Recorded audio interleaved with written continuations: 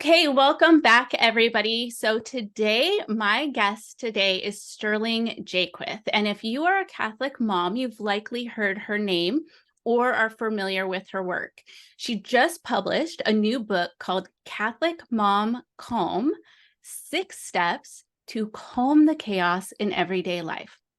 I mean, 6 steps. Does that not sound amazing? That sounds so attainable.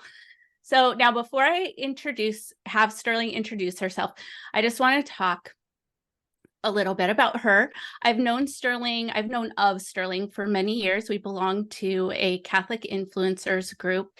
And almost 2 years ago, I hired her as my business coach. And it has transformed my life, like all aspects of my life, really. And the reason for that is because she taught me how to invite the Holy Spirit in and, just ask God what he wants from me. And so now I'm doing what I'm doing now. And so I just owe her a debt of gratitude. And I just thank you so much. So again, I love that. Yeah. So again, Sterling's new book is called Catholic Mom Calm, and I'll have the link in the show notes. Welcome, Sterling. I'm so happy to have you here. I'm so happy to be here. I love podcasting. I think podcasting is such a great thing for moms. Like, I think they think it's scary, but I think there's the least amount of technology involved in podcasting. Like, building websites is scary to me, and even social media stuff can feel overwhelming. But I'm just telling you guys, you could get a microphone and you don't even need to do the video. You could have like a messy mom bun and just record a podcast and just really have a huge impact in people's lives. I love what your podcast is about, and it's just so needed. Thank you.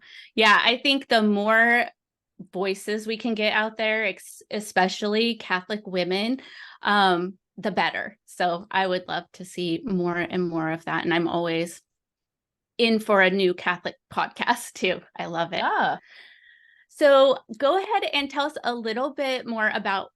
my audience a little bit more about you and then why you wrote the book.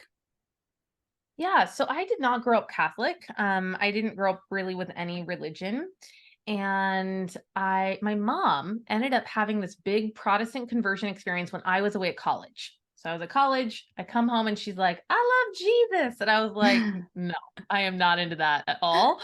And I was happy for her. She seemed happy. So I wasn't against it, but I was like, you seem happy. That seems good for you. And so at the time, and I've always been an entrepreneur, I was building websites. And she said, my pastor wants to build a website for the church. Could you help him? And I thought, yeah, I love websites. I'll go help him. And my mom at this point really had never asked me for anything. She raised me as a single mom, and I felt very indebted to her and just grateful for all the sacrifices that she made. And so I was like, yeah, I'll go do this. So I go to this guy's house every Wednesday and I start building a website with him. And he and I would like plink it out in his office. And then we'd come out and his wife made dinner for us. So the 3 of us would then have dinner. So over time, and it's a long story, but really I just converted to love Jesus for real with my whole heart. And I did not want to have any children or get married up until this point. So really up until 23, 24, I had no interest in that. But then when I became Christian, I thought, I think I should get married. And if I'm going to get married, I think I should have 2 kids. For some reason, that was just very like logical to me. And then I met my husband who was Catholic, and I was like, oh, gross, Catholic. And I did not think that we could make it work or that we could get on the same page. And I wasn't like an anti-Catholic Protestant, and I was a baby Protestant really at this point. But really, ultimately, I prayed. The Protestant pastor taught me to pray. And that's just all I do now. And we'll talk about how that plays into the book in a minute. But he really taught me how to discern God's will for my life. And I really felt like the Holy Spirit was calling me to marry this Catholic man. And because I had learned that your husband should be the spiritual leader of your household, I thought, all right, Lord, if you're calling me to marry this man, you must be calling me to be Catholic. And so I just jumped. I didn't ask a lot of questions. I just said, all right, I'm signing up. I'm going to do all the things. And I knew that we would practice natural family planning. I knew that Catholics didn't use birth control. I guess I just thought that that was easy because I told my husband, I said, listen, I only want 2 kids. I was like, I'm not going to do this Catholic man business. I'm not doing that. And apparently for some people it is not easy. And we had 6 kids in 8 years. So we had these 6 kids, fast and furious. And so here I am, and I didn't even want to have kids. I'm not very maternal naturally. And I was just drowning in all of it. And I was so unhappy. And life felt so difficult and overwhelming. And that's really when I set out to learn about how to make motherhood better. And this was maybe 7 years ago when I started my first podcast. And I just thought there have to be tools to make it easier. It can't be this hard. And I found a lot of tools, and that was amazing. And I had this podcast and I taught the tools to women, and it was very helpful. But then I discovered coaching. I had never heard that word before, really, like in the context of moms talking to someone and getting coached. I'd never heard that.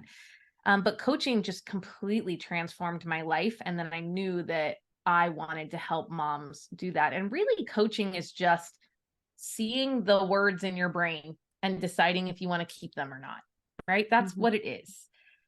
Therapy looks back, right? Therapy goes, oh, you've been through something and we're going to help your brain make sense of it. Coaching, a little bit more present and future focused, like what's going on in your brain and is it even true or not? And so that's what I do now is just help people, moms, Catholic moms, look inside their brains and go, are the things I'm thinking even true? And when we begin to start dropping the things that aren't true, suddenly our life starts feeling so much better. And that's exactly what happened for me. And I've just now seen it happen so many times that I just know it's really the answer so many people are looking for. Mm-hmm. Yeah, that's beautiful. And that's so true. And I think that that's what you've helped me with too. And a lot of times it's like, I don't feel worthy. That's something that always comes up. Like, why am I stuck? Why am I stuck?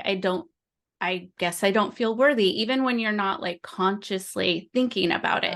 And that's how coaching is so helpful because, you're saying something, but you don't always hear what you're saying because you have that thought loop that's going on in your brain that's, like kind of clouding it. So you can't pull out those things, but a coach can pull out that. And then you can look at it and be like, oh, I do feel unworthy. And then you can look at it, address it, and then that helps free you up to move forward. So I love that.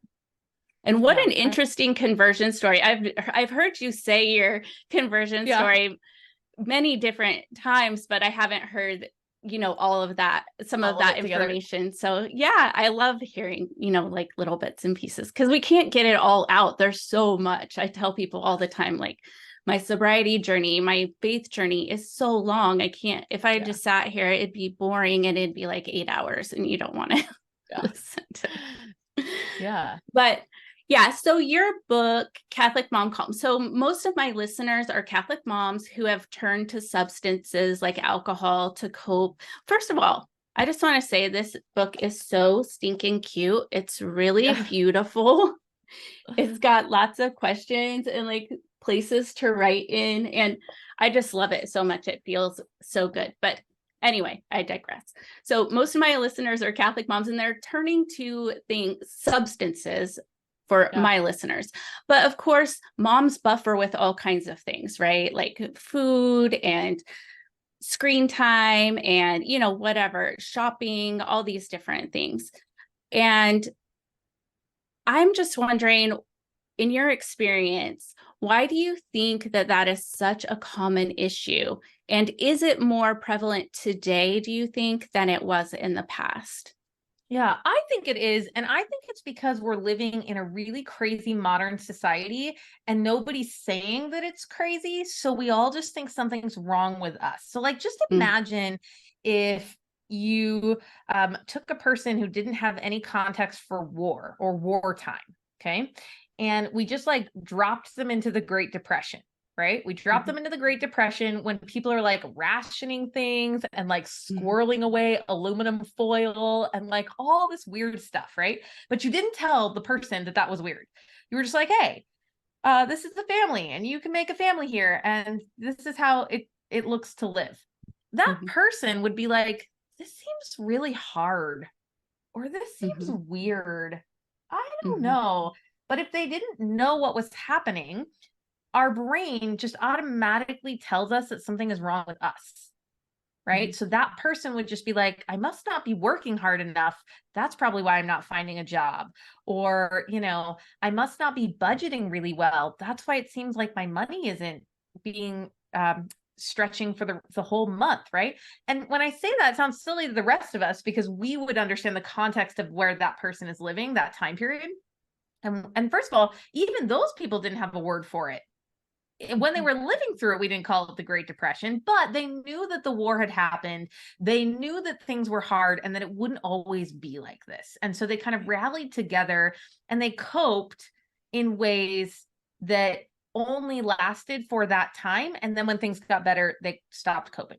So Mhm. right now, I think we're living through a really, really difficult time, but we don't have a word for it yet. And I have a feeling in 50 years, we'll look back and go, oh, that was the blah, blah, blah era. And Right. it was so hard. And so what's Mm. hard about living right now is the excessive amount of noise that we're all exposed to, the just huge volume of information, particularly conflicting information, Mhm. and the lack of support. We've never been more isolated than we are now, which feels like it's not true because we have all the phones and the apps and the things, right? So it seems like we should be more connected, but we're not. We're more disconnected. And we're just watching everyone's best moments on the internet. So we think that's how people are living. And even though not one mom thinks that, if I grabbed any mom off the Mhm. street and I would say, do you think Instagram life is real? She'd be like, of course it's not real. We know that intellectually. But when you're scrolling, that Right. goes away. Immediately, you're Mhm. like, no, really, everyone's house is prettier than mine, and they are all thinner than me, and their kids are all getting along. Like Mhm. we just Mhm. think that's how it is. So Yeah. we are living in an insane, crazy time. You are not crazy. Of course, you're turning to things to cope because if you haven't been told that you're in a battle for your attention and your nervous system and you're just trying to live, your brain is fritzing out and you're just trying to handle each day. And so, of course, we're Mhm. turning to alcohol and food and shopping and scrolling. Scrolling is one of the ways that we just cope, right? Mhm. And then it makes it worse. We're just like stuck in these cycles where the thing that we're doing to feel better is making it worse. Right. But I do think it's more now or unique now. That's kind of just like that maybe Right. every generation has their own unique things, but I think I think those are very dark things and we're not talking about it like the Great Depression. Even in the Great Depression, they Mhm. knew that things were dark. I, Mhm. I don't think moms are talking about 2023 like that, but I think it is. Right. Right. Yeah, I completely agree with you. And I like your take on it. Um, because I am seeing that just so many moms are having these issues. And like you said, we're feeling so isolated and we think we're the only ones. So Yeah. a lot of my clients, they feel like, well, all my friends are fine. They can drink, they can, do this and that. And it doesn't, they don't seem affected by it. They don't seem like it bothers them or like Oh, they are wondering if they have a problem with it. It's just me. And I think that that translates through any of those things that you mentioned. So, yeah, and I think that I love what you said that we are living in a time right now that doesn't have a name like the Great Depression, and I'm wondering like what that would even be, but yeah, I don't but know what it'll be, but I just know that it's just really bad. And first of all, yeah. I think the number of moms that are drinking 1 to 2 glasses of alcohol every night just to make it through their life is pretty significant. I think we Hmm. don't know that number right now, but my guess is it's much, much higher than we think that it is. But Hmm. it's private. We don't see that. Yeah. And then when we're out with our friends and we have one or two drinks, everyone's doing that, but that's in a proper place, I guess. Like, Right. but we don't. And so we think, oh, then we're the only ones who go home and keep doing that. Right. But I Mhm. just want you to know, even if it's not alcohol, right? Like most moms I know are really struggling with overeating, over drinking, over scrolling. Like they are doing some compulsive behavior Mhm. to cope with their life because they Yeah. just feel like they're drowning and overwhelmed. Yeah. Yeah, and that's so true. So your book offers solutions to kind of calm that chaos. So can you share, so you have 6 strategies. Can you share like one of your strategies though Yeah. with my listeners? Yeah, we could probably cover a couple, but I think the first Sure. one is just what we said, which is just normalizing where you're at. Like, Mhm. whoa. Like, I just want to grab every woman and be like, you are living in a crazy environment, right? Like, when we put soldiers in war, they know they're in war. Mhm. They know it's crazy. And then we give them tools and we're like, hey, you got to make it, buddy. Right. And Right. and I think that we are living lives like that, really assaultive lives where the noise of our kids and the television and the phones is really assaultive, Mhm. but we're not describing it like that. So I think step one is just recognizing, like, oh, I'm not crazy. This is Mhm. really hard. Now, I think women are just superheroes and we can do really hard things. Mhm. Anytime you ask a woman to step up, she's really great at problem solving and getting things done. Mhm. I just think women aren't getting the message that's what's needed. And I'm not saying we should add more to their plate. I just mean, Right. like, you're in a battle. Stop pretending like this is not the wartime. This is the Mhm. wartime. Mhm. And we just have to fight against noise, busyness. And really, so much of the battle is our own stress and anxiety. And so when I Mhm. found these tools 3 years ago, the first thing that happened was I lost 70 pounds. That's crazy. I Mhm. had never been able to do that before. And as soon as I learned how to calm my body down, I learned how to not need to cope with my life as much. Mhm. And so I think that I just want to give everyone some hope. Like that Mhm. one, of course you're drinking. Of course you Mhm. are. Like that's what I would say to every woman who's drinking more than she wants to right now. Like, of Right. course you're doing that. Mhm. I mean, in Vietnam, they did heroin to cope Right. with that, right? Right. And then when we just say, like, you're in a battle, this is really hard. Of course, you're doing something to cope with it. Now, let me give you some tools and it's going to make it feel better. And we're just Mhm. going to create pockets of safety for you. And then the more pockets of safety you have in your life, the less you will feel the need to drink, eat, shop, whatever it is that we're doing just to cope. Mhm. Yeah, I agree. And I also think it's important to note that just because let's say you are drinking just 2 glasses of wine every night, let's say, but it's every night and it's something Yeah. that you look forward to and you're preoccupied with it and it's taking up brain space and then it's causing chaos because you're feeling anxious about it and you're wondering about it. You don't have to be a quote unquote alcoholic. You don't have to even have hit rock bottom or lost all these things or have difficulty in your relationships or for the woman that overeats, she may not have like a ton of weight she has to lose, but Right. she's taking up so much brain space, like thinking about Yes. what she's going to eat and feeling bad about what she ate and all of these types of things. I think it's really important to recognize that it doesn't have to get to a place where it's a problem or creating even more chaos or problems before you start to address the issues. Yeah. And I want us to all stop calling it a willpower problem, because that's what we Right. do. We're like, oh, Mhm. it's just a willpower problem. And we're like, Yeah. really? Like, and again, just we have so much compassion for American soldiers. We have so Mhm. much compassion for them because of the sacrifice that they make and what they're willing to go overseas and do for us that we would never be like, let's just imagine one of them smoking. Okay. Mhm. And they weren't really a smoker, but now they're over there and it's stressful to be in Afghanistan and they're smoking. We wouldn't be like, can't you just get it together, man? Like, can't Right. you just improve your willpower?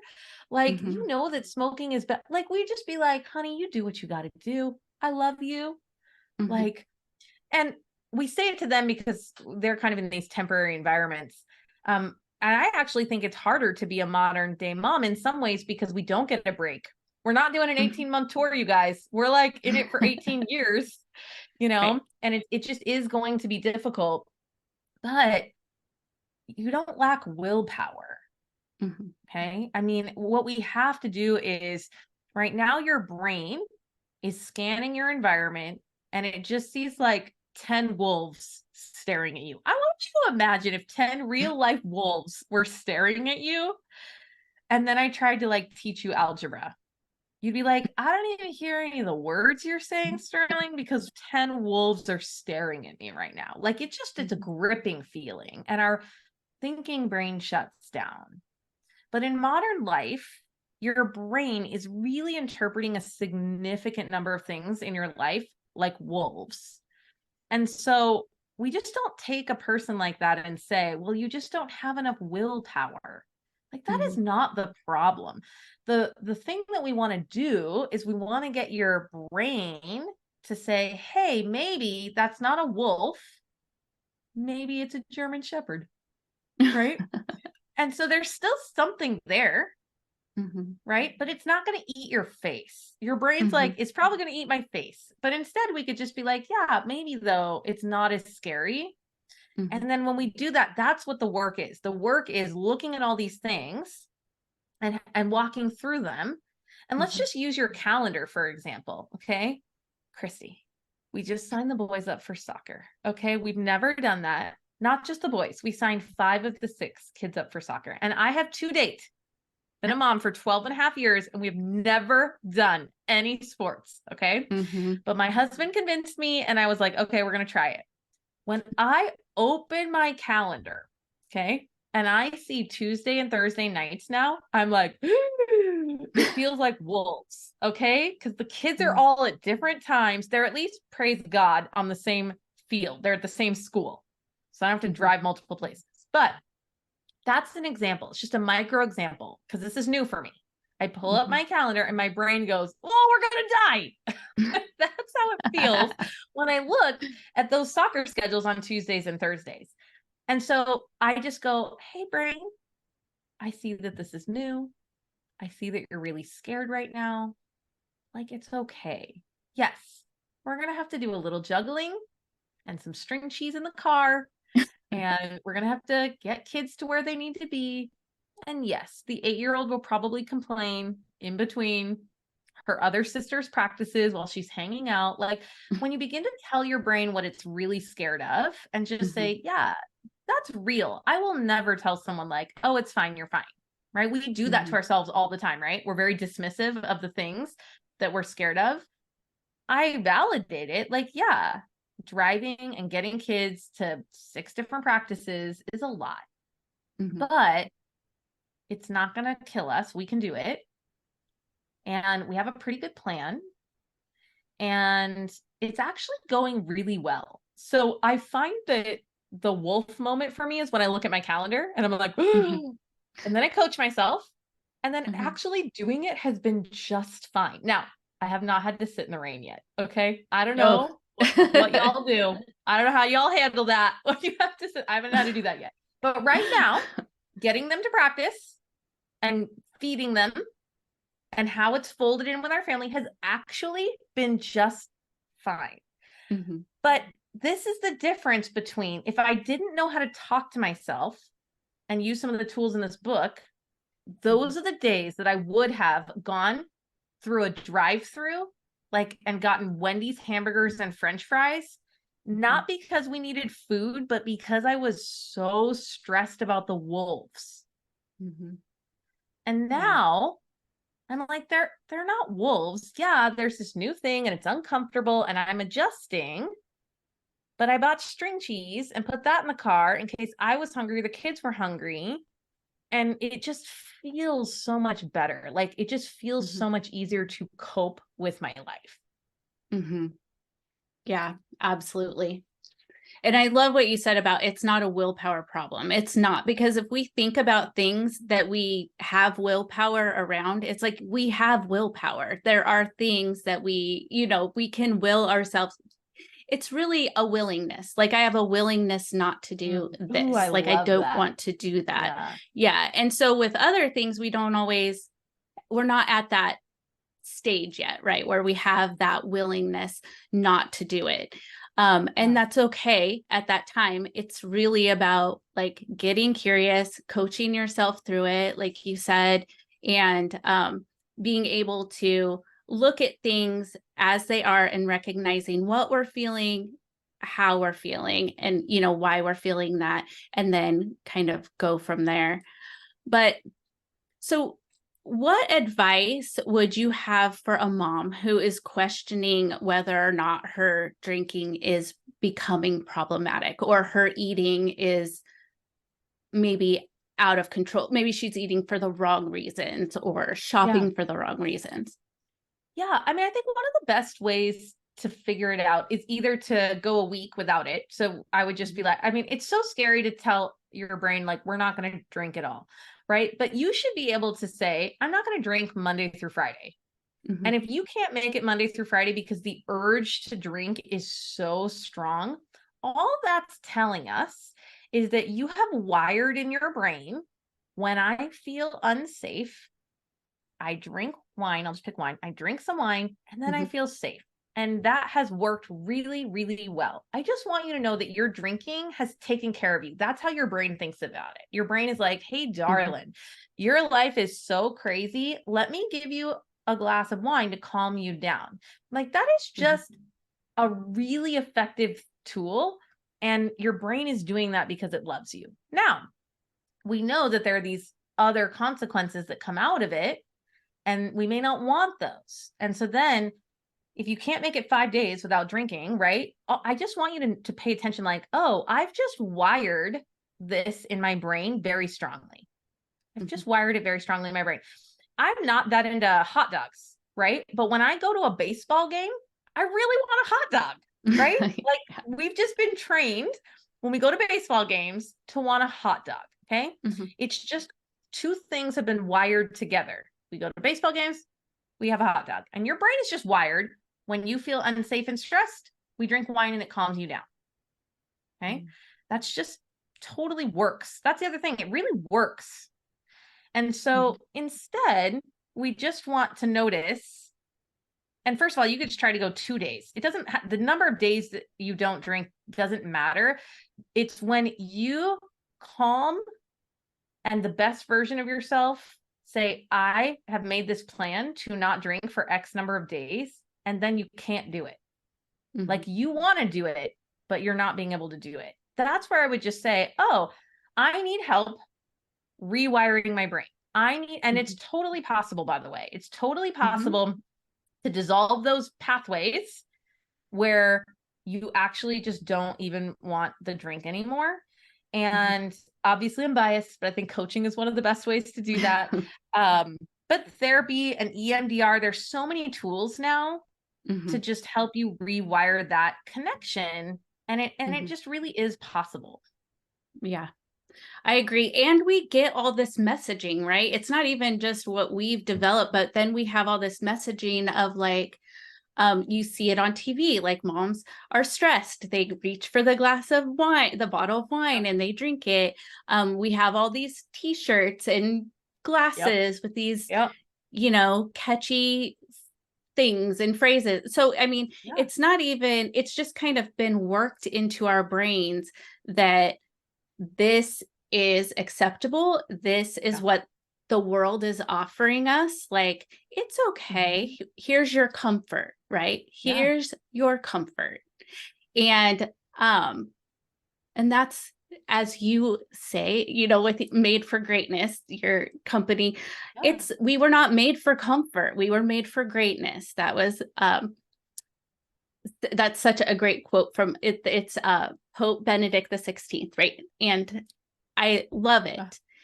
And I think that, yeah, I think that that's what we need to realize. Like, as Catholic women, we have these graces, these gifts inside of us that are given to us by virtue of our baptism. We do not do this alone. We do not walk alone. And we can always call upon the Lord to strengthen those gifts and to help us. So it doesn't have to be like, I have to figure this out on my own. It can Yeah. be with a coach. It can be with a friend. It can be, with your faith group. It can be talking to a priest. But most of all, sitting with the Lord and saying, Lord, what do you have to say about my drinking? Yeah. What do you think about that? And just get really curious about what he says and what that means for your life, and then make a plan from there. Yeah, and I think we know it's a problem when we don't feel free. And you don't need me Yeah. to give the definition of freedom. Like, when you're a prisoner to something and you Hmm. don't feel free. And some of us are prisoners to anxiety or depression or people pleasing. Like, sometimes the prison are our feelings that we're not willing to feel. And Hmm. sometimes it's, our coping behaviors that we're doing. But I just want to give you guys hope that you can have done something in your life for decades and then Yeah. rewire your brain and stop doing it. I mean, I think the longer the problem exists, the more we think we can't fix it. And Hmm. and that's just not true. As soon as you learn new information, then you can absolutely change it. And here's the other thing. When I was learning not to overeat or learning not to stress eat, or actually now, because I have all of those tools, and still sometimes I choose to overeat or eat something that I didn't want to eat or wasn't planning on eating, right? And now I Hmm. just tell myself the truth. I just say, you know what? The discomfort of something in my life right now is so high that I want the dopamine. I'll just use Oreos. I want the dopamine from the Oreos right now. And Hmm. this is going to make me feel better right now. And it will create different discomfort for me later. Hmm. Like, I just tell myself the whole plain truth about that, because it is uncomfortable to not like your life and to feel stressed out and to not drink. That's very uncomfortable. But Hmm. also, there's discomfort that comes from drinking. So even though the drinking in the moment really soothes us and it Hmm. does give us a rush of dopamine and we feel so great, tomorrow you don't feel great, Hmm. right? You're tired, you don't sleep well, your face is puffy. There's like all these things that come from chronic drinking. Hmm. And so if you can begin to also tell yourself the truth, like, well, which discomfort do I want to choose? Do I want to choose the discomfort of sitting here and not drinking? We call it letting an urge go unanswered. So their Hmm. urge comes up to drink and we let it go unanswered. And that's very, very uncomfortable. Like, in your body, it feels like ants crawling on your body. Letting the urge go unanswered is very uncomfortable, but so is how you're going to feel the next day if you do drink. Hmm. And so I think it helps when we just talk about it like that. And it just makes it a little less sexy, is the truth too. We're like, it's a Right. little like less sexy to drink when you tell yourself that story, like that's what you're choosing. And sometimes we Hmm. still do it, and that's okay. Right. But I want women to just tell themselves the truth. Hmm. Yeah, absolutely. Absolutely. So the last thing I just wanted to touch on, you talked about how we are so isolated, more isolated than we have been probably in recent decades. And I'm just wondering if you have any advice about how Catholic moms can lean on their faith community for support when they're feeling overwhelmed, when they're feeling, anxious, like they just can't do it, and then they want to turn to some of these other strategies. Yeah. I found, um, and this is interesting. We can all just watch this, but I have found more support in online groups like Facebook groups or community groups than necessarily in person. And part of that is all of my friends are also have a bunch of little kids and are struggling, right? And so Mhm. and now I live in northern Idaho where we live pretty far apart. And so there's no like, oh, I'll just pop over. Mhm. And so I think all of us would like to be better friends and we would like to support each other more. But like, I'm not going to call my friend who has a 3-month-old baby, a 2-year-old, and a 6-year-old and be like, hey, I'm really struggling. Can you come over and have coffee with me? Right? Right. Like, she's probably a no, even though she would love to do that. Mhm. because we're both like in this hard situation. So one, I think just acknowledging, again, it's so weird how isolated we are now that you don't have people on your street that you Mhm. can have coffee with. Okay. Like, how Yeah. many of you want to have coffee with a woman that's on your street right now? Very few of us. And so don't feel like something's wrong with you that you have to go online. It is just easier for us Mhm. to cultivate relationships there, especially if you're just in the phase of life where you have a lot of little kids. But if you're not, and I'm starting to get out of that, my youngest is 4 and I have a little bit more freedom, it just takes asking. Right? It Mhm. just takes asking. And that is really uncomfortable. It's really uncomfortable to text your friend and say, do you want to go out to dinner with me tonight? And I Mhm. think it comes back to this worthiness thing that you were talking about. Like, we Mhm. don't feel worthy to just go out with our friend for no reason and spend $20 on dinner. Mhm. Right? Like, that feels terrible. And my brain is like, oh no. And yet I've done it a few times with some of my friends. And someone always says yes, by the way. Right? Mhm. Like, if I ask 5 people, one person will be like, I would love to do that. Okay. And then we like go to dinner and we talk and it feels amazing. So I think Mhm. just asking for more coffee dates, lunch dates, dinner dates, and Mhm. some play dates. Maybe there are moms who do want play dates. You'll get a good sense of which friends want that or not. So that's kind of one thing. The next thing is just really try to create a culture of staying after mass. Mhm. Okay. Because Yes. we've been in a couple parishes where after mass, they have coffee and donuts, and you walk in the room and it's all retired people. Everyone has silver hair. And you're just like, Mhm. they're going to be annoyed with my kids. And I don't want to sit here by myself. I don't even like donuts that much. Right. Like, the whole thing is just Mhm. not designed for modern day moms. Right. And so just like be a pioneer and be like, I'm going to bring muffins or whatever. First of all, eat the donuts. I don't care about that. But I Mhm. like, if you don't want to eat the donuts, bring whatever and text your friends and say, I really want us to try to stay half an hour, 1 hour after mass. We are literally all in the same building. We're Mhm. all in the same building. And if you can just get critical mass, then it works. I'm now in a parish where almost all of my friends stay for almost 2 hours every Sunday. So I go Wow. to mass and the kids play and I get Mhm. to talk to all of my friends. It is amazing, but we fought for that. Right. And we had to like encourage each other. Like, of course, we all want to go home and take our tights off and like have Sunday. And so it has to be sparkly enough that you're willing to push through your 2-year-old crying a little bit and like Mhm. pushing nap times. But I'm Mhm. telling you, if you knew that 4 of your friends were going to stay and that the dads would talk to each other and the moms would talk to each other, then you would do it. So just ask yourself, like, how could I get the ball rolling on that? How could I Mhm. convince people to give it a shot? Mhm. Do we need different food? Maybe not, right? But what is it? And that has just been really helpful for creating community at the parish level for us. Yeah. Yeah, I love all of that because as you're saying all of those things, those are things that I have done. Like, I was part of an online community we were so tight knit. We felt like we were Yeah. such good friends. And it was because we were all, having difficulty conceiving. And so we talked Mm, about it. And then as each person had babies, then pretty soon we started talking about motherhood and all of those. yeah. But what was nice about it is it kind of gets you in a group of people who are all we're all talking about the same thing and the same Yeah. goal. And then two, at the parish level, I love that. I always tell my family if they're like begrudging because I'm talking so long and the boys are like, Mom, can we go? Yeah. And I'm like, you know what? That's how you build community.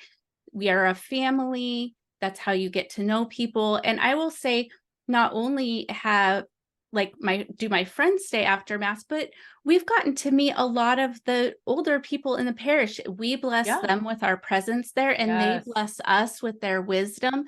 And so it doesn't even have to be just people of your age and your, Yeah. demographic and how many kids you have. It can be such a beautiful family community, multi-generational, and Yeah. it is so much support. And I've gotten so much support from people of all ages, within my parish. So I feel like the more you are in it and put into it, the more you get out of it. And then God just blesses it Yeah, even I'm so more. glad that So, you said that because that is totally how it is for us too. We will mhm, sit at a table with an older couple and then they want to hear mhm. about our kids. Yeah. And the thing is they are really nice and they do like Mhm, the kids. They want the noise. mhm. I mean I'm sure somewhere there is a begrudging like grumpy Yeah. old man who doesn't want the kids. But I will just say for the most part they're so happy and they want to see the kids and yeah, I think it's the young people that just need to get over their excuses and Mhm. to just decide that it's going to be important. My kids also do that Yeah. sometimes, especially if their friends have left. And my husband and I say, Yeah. this is our time with our friends. This Mhm. is our time with our Exactly. friends. Like we set up play dates and things for you, but this is when we get to see our friends. And we've let them bring books. We'll just have them bring a Mhm. book in the car. And I'm like, go grab a book. You can go read for a little bit, but I'm going to stay and talk to my friends. Yeah. Yeah, that's a great idea. It's so fun. So we are never alone. That is one thing that we um definitely want to leave you with, because I think that can be part of why we turn to other things, is because we feel like we just don't have that community or anybody to talk to, or like it's just us, and it's not just us. Yeah. So anyway, thank you so much for being here, Sterling, and sharing some incredible insights and tips that I know are going to help my audience, and for your book. So just go ahead and tell my listeners Yeah. whatever you want, where they can find you and all that good stuff. Yeah, well, I wrote the book to be a 6-week parish study with a mom's group. And I really think, like, one, you can do it at your parish during the day Mhm, or at night. And it's just 6 weeks. So I want you just to make the time to do it. And I also think you can do it online. Like you can have a Facebook group and then go live. You can use Zoom. Almost everybody has Zoom now. You can use Google Meet. Like you could do it if it feels too hard for for moms to get together for 6 weeks in person, do it online. But these mhm, tools are going to teach you how to see less wolves in your life. And then mhm, when you start seeing fewer wolves, then you're not going to want to drink as much. I just mhm. promise you. I Yeah, promise when everything quiets down a little bit, you'll be like, "Oh, I actually can handle my life." mhm, And it can happen pretty quickly too, I will tell you that, because I mhm. think sometimes we think everything's going to take 6 to 12 months. And sometimes healing trauma does, but learning how to Yeah. let urges go unanswered does not need to take a very long time. So, you can find everything at catholicmomcalm.com. It's hard to say those two words together. Calm.com. And then all my handles are Catholic Mom Com. So everywhere you can find someone, I'm probably there. And this is what we talk about. It's just like how we live in a crazy world, but we can handle it. We really can. God gives us the right tools and he Mhm. picked us to live in this time. So he has a Absolutely. work for us to do in this time. And I think that's really comforting for me.